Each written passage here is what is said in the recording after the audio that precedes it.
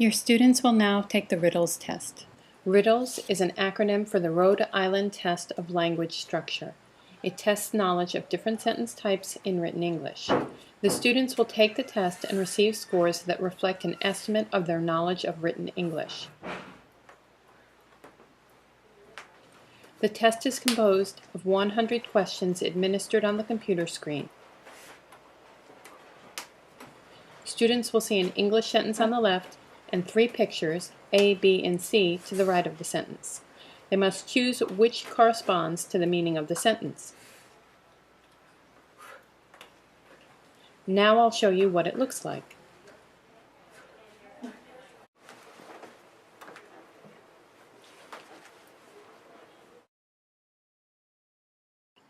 The student can enlarge an individual picture by clicking on it.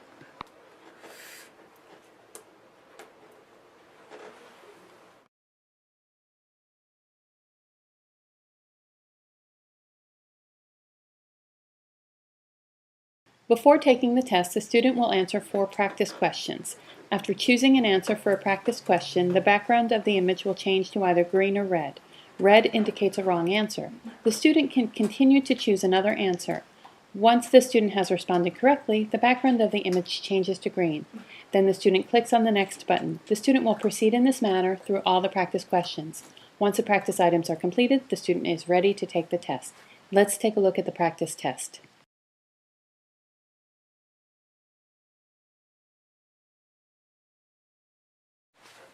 In the practice test, you just saw both red and green backgrounds. Take note that the real test will not have red or green backgrounds.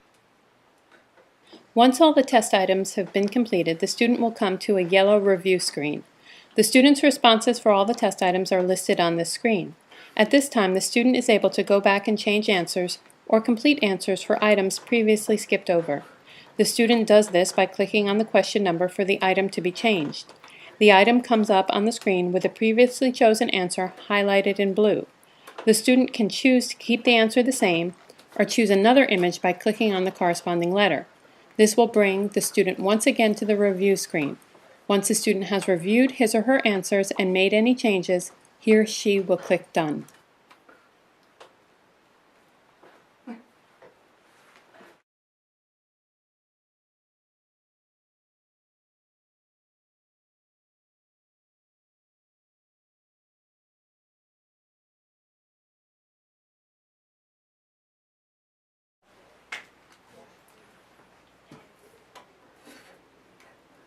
The student will complete 100 questions before arriving at the review screen.